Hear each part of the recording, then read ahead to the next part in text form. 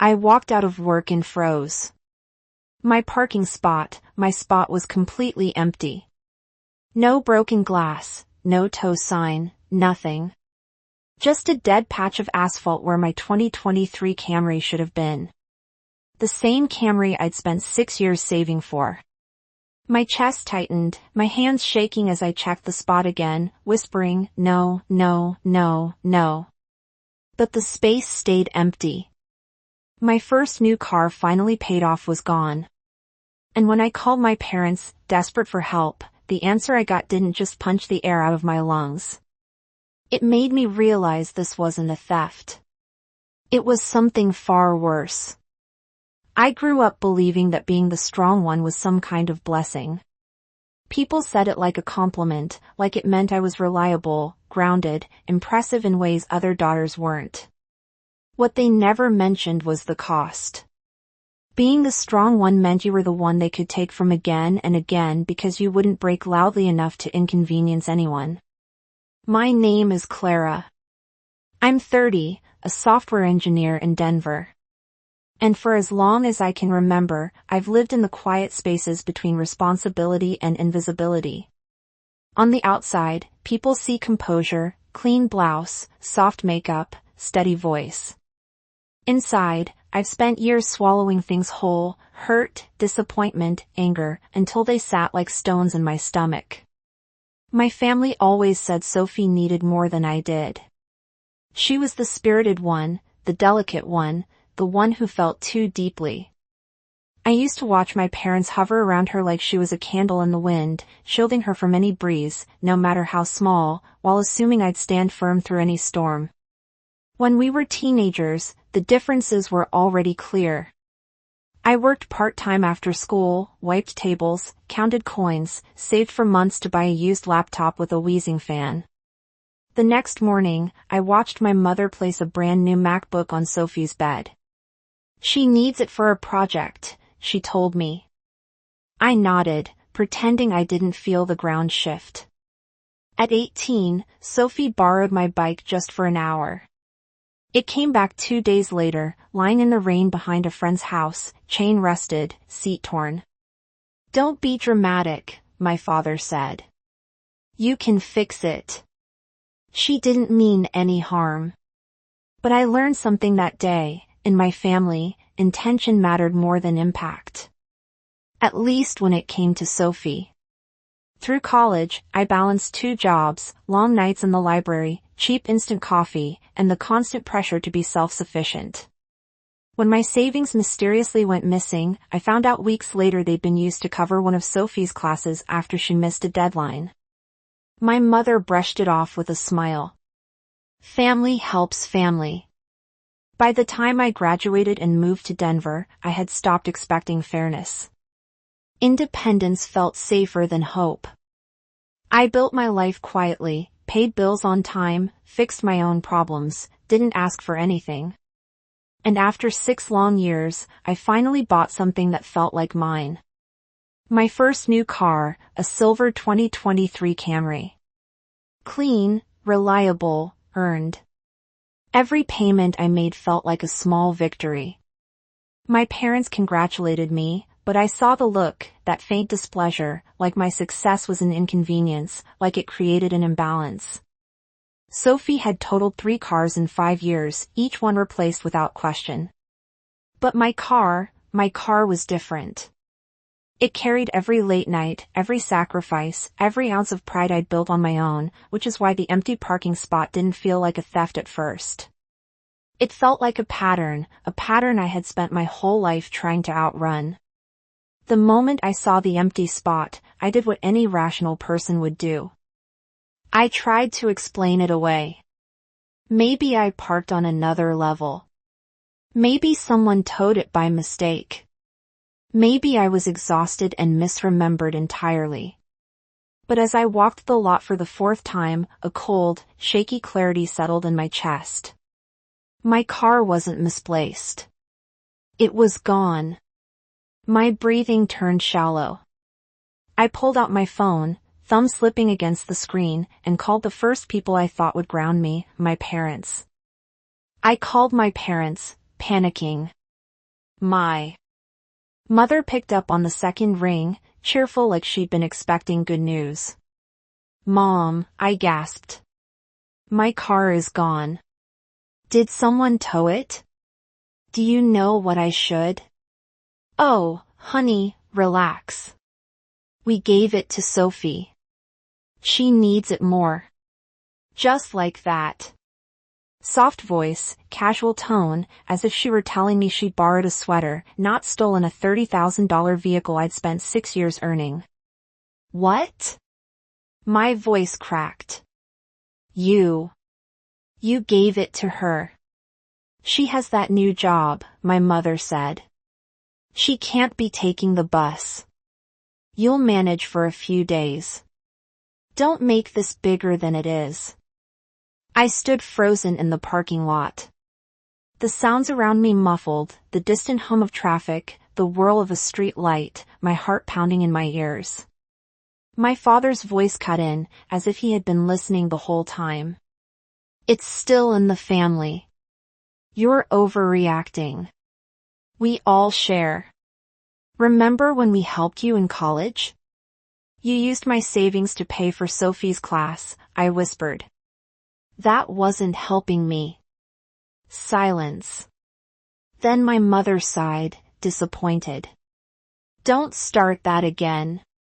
Your sister is trying. She's had a rough time. Rough time. The same rough time she'd been having for 10 years. Images hit me hard. Sophie crying after totaling her first car. My parents hugging her, telling her it was bad luck.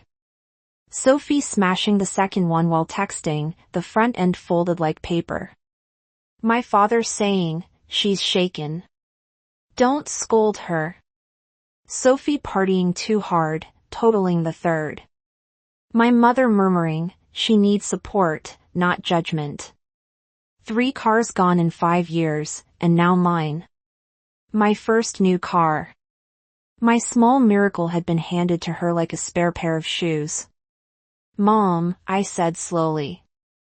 I didn't give anyone permission. You took my key.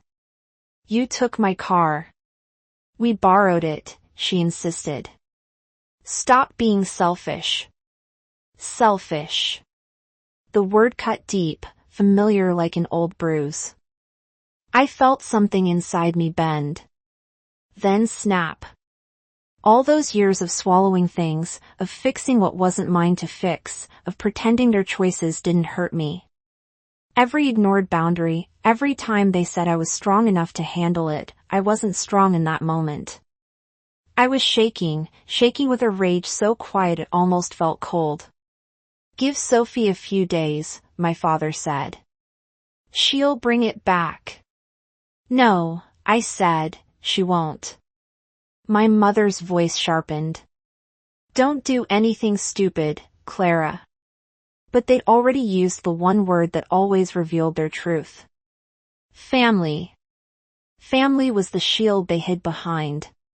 Family was the excuse for every violation. Family was the leash they counted on me never cutting. For the first time, I saw it clearly. I wasn't the strong one. I was the one they expected would never fight back. Not anymore. I pulled the phone from my ear. My mother's voice was still coming through, scolding, urgent, but I didn't listen. I hung up, I whispered to myself, and dialed 911.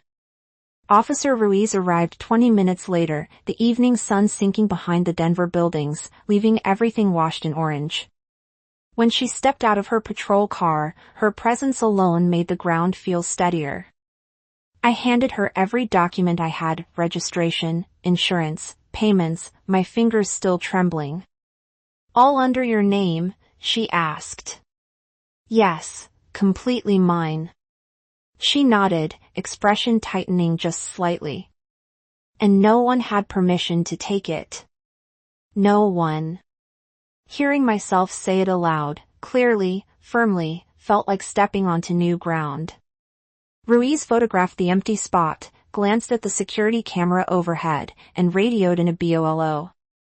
When she said Sophie's name into that radio, my sister's name, it punched the air out of my lungs. Family theft cases are still theft, she added. The law doesn't make exceptions for feelings. Her words hit harder than the missing car. My entire life had been built around exceptions, me shrinking so Sophie could expand, me absorbing so she could avoid consequences. Now, for the first time, someone drew a line where my family never had. When Ruiz left, the parking lot felt too big and too quiet. I sat on the curb, staring at the empty asphalt. This should have felt like victory, like reclaiming something. Instead, guilt tangled around my ribs. My parents' voices replayed in my mind, selfish, dramatic, ungrateful. The words I'd been branded with since childhood. Walking back to my building, I felt hollow. My apartment, usually my sanctuary, felt foreign. I made tea, but it tasted metallic. I sat on the couch in the dark, the city lights flickering against the windows, and let myself feel the weight of what I'd done. Reporting your own family isn't a clean decision, it scrapes at every old loyalty, every inherited script. But when I thought of Sophie behind my wheel, laughing, posting, maybe telling people it was hers, my stomach twisted. She hadn't called, not once, not even to ask if I was okay. Neither had my parents. That silence said everything. Later, my phone lit up. Unknown numbers, relatives, all echoing the same message. Drop the report. Don't ruin the family. Be understanding. Not a single call asking if I had a way home. For the first time, I didn't answer. It wasn't strength. It was exhaustion. And somewhere in that exhaustion, something new took shape, resolve. They had crossed a line. And this time, I wasn't going to erase it. 3 days after I filed the report, the call came while I was at my desk. I'd barely slept, barely eaten, living in that suspended place between fear and stubbornness. When my phone buzzed with Officer Ruiz's name, my breath caught. We located your vehicle, she said. Your sister was stopped for speeding near Aurora. The car has been impounded. Impounded? The word hit like a wave, relief, anger, dread, all tangled together. And Sophie? I asked quietly. She's fine. She's being questioned now. Fine. Of course, she was fine. My hands trembled as I thanked her. The moment I hung up, the guilt surged again. Thick, suffocating. Sophie in a police station. My parents panicking. My relatives, sharpening their phones to call me the villain again. But underneath the guilt, something colder pulsed, a sense of justice I hadn't felt in years. That evening, I drove a rental to the impound lot. The warehouse sat behind a chain-link fence, bright floodlights slicing through the dusk. A clerk handed me forms without looking up. Camry. Silver. Space 34. The concrete echoed under my steps as I followed the numbers, heart pounding harder with each row I passed. And then I saw it. My car. But not the car I left in the parking lot days earlier. Fast food wrappers everywhere. Makeup smeared on the passenger door. An energy drink spilled across the console. Mud on the mats. The gas tank nearly empty. My emergency blanket crumpled in the back seat like trash. It felt like someone had taken a memory I cherished and dragged it through the dirt. She only had it for 72 hours. I whispered. She. A voice behind me said. I turned. It was Officer Ruiz. I swallowed hard. Sophie, my sister. Ruiz studied the state of the interior, exhaled long.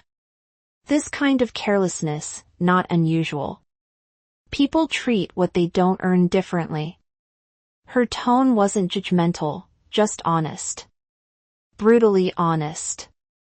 I braced my hands on the door frame, breathing deeply. The anger that had simmered for years bloomed into something sharp and clear. Everything made sense now: the bike in the mud at 18, the savings taken for her class, the laptop handed to her like she was royalty. They had taught Sophie something dangerous, that consequences were optional. But not this time. After the paperwork was done, Ruiz handed me the keys and paused before turning away. "Whatever happens next," she said quietly. "Remember, accountability isn't cruelty." That line followed me all the way home. A week later, I found myself sitting in a hard wooden chair outside courtroom 4B. The air smelled like disinfectant, old paper, and nerves. My parents sat across the hall, whispering sharply in Spanish. Sophie sat between them, staring at the floor, her leg bouncing. She wouldn't look at me. When the clerk called the case, we filed inside. The judge, a woman with sharp eyes and a voice like stone, read through the paperwork before looking at Sophie. "Miss Reyes," she said, "I understand you wish to enter a plea today." Sophie nodded, voice barely audible. "Yes, Your Honor." "Please read your written statement aloud." I didn't blink. I wanted to hear every word. Sophie unfolded the paper with shaking hands. "I, Sophie Reyes, admit that I took my sister's vehicle without permission. I knew the car was not mine. I took it anyway because I assumed she would forgive me. What I did was wrong. I'm sorry." For the first time in a long time, Sophie sounded like an adult, not a child cushioned by excuses. The judge nodded. "Let the record reflect a guilty plea." I felt my pulse in my throat. Given the circumstances, this court sentences the defendant to 6 months of probation, a 1-year license suspension, and restitution to the victim for impound fees. The gavel hit wood. My parents gasped audibly. My mother's hand flew to her mouth. My father tensed like someone had punched him. But what stunned me most wasn't their reaction. It was how quickly they moved to Sophie, wrapping her in comfort, shielding her from consequences, even as consequences finally arrived. They didn't look at me, not once. As the courtroom emptied, I stood still, letting them pass. Sophie walked by, inches from me, her face red, her eyes swollen. She hesitated as if to speak, but my mother's hand on her arm tugged her forward. "Not now," my mother whispered. "Don't let her make this worse." Her, like I was the threat. Like I was the problem. When the door closed behind them, something inside me settled, heavy, but steady. I wasn't angry anymore. I wasn't trembling. I felt anchored, like the part of me that had spent decades apologizing for existing had finally taken its last breath. Outside, the Denver sky hung low and gray. I walked to my car, the same car that had been violated, trashed, stolen. I sat inside and ran my fingers along the steering wheel. Mine. It hadn't felt like mine for a long time. Not just the car, my life, my boundaries, my voice. But in that moment, sitting in the aftershock of everything, something shifted. My parents had walked away from me, but I had walked back to myself. I drove home slowly, letting the silence wrap around me. Every mile felt like distance between the woman I used to be and the woman I was becoming. When I reached my apartment, the air felt different, like stepping into a room I just finished cleaning. I placed the courtroom papers on the counter, made myself tea, and sat by the window. I wasn't celebrating. I wasn't grieving. I was reclaiming. And somewhere deep in my chest, a small voice whispered a truth I had never allowed myself to say. This wasn't the destruction of a family. It was the beginning of my freedom. In the weeks that followed, the noise around the case slowly faded. The calls from relatives stopped. The guilt quieted. And for the first time, my life didn't feel like a battlefield I had to hold together with both hands. I moved to a new apartment on the west side of Denver, closer to the foothills, where the air felt lighter. I changed my number, kept only the contacts who treated me with respect. My days settled into a rhythm. Quiet mornings, long walks, evenings where I finally listened to the kind of silence that didn't demand anything from me. Every Thursday, I joined a small support group at a community center. Boundaries and healing. People who carried scars that looked a lot like mine. The first time I spoke, my voice shook, but the room didn't shrink from my story. They nodded. They understood. And little by little, I felt something inside me loosen. I had my car back. But more importantly, I had myself back. One afternoon, sitting in the driver's seat overlooking the mountains, I realized something simple and freeing: justice hadn't ruined my family. It had restored me. A year later, an envelope showed up in my mailbox, plain, unmarked, but written in handwriting I recognized instantly. Sophie. Inside was a short letter. She didn't beg for forgiveness. She didn't blame anyone. She simply wrote that she was in therapy now, learning what responsibility really means, learning how to live without taking from others to stay afloat. And she ended with, "I know I hurt you. I'm trying to be better." I folded the letter once, slipped it into a drawer, and felt no rush to reply. Some stories don't need a reunion to have closure. Sometimes acknowledgement is enough. As I locked my car that evening, the steering wheel club catching a stripe of orange sunset, a quiet truth settled in me. What's mine stays mine. Not because I guard it with fear, but because I finally learned to protect the person behind the boundaries. If this story touched something in you, tell me where you're watching from. Share your thoughts in the comments. And if you've ever stood your ground the way I did, hit subscribe. There are more stories coming, and you're not alone.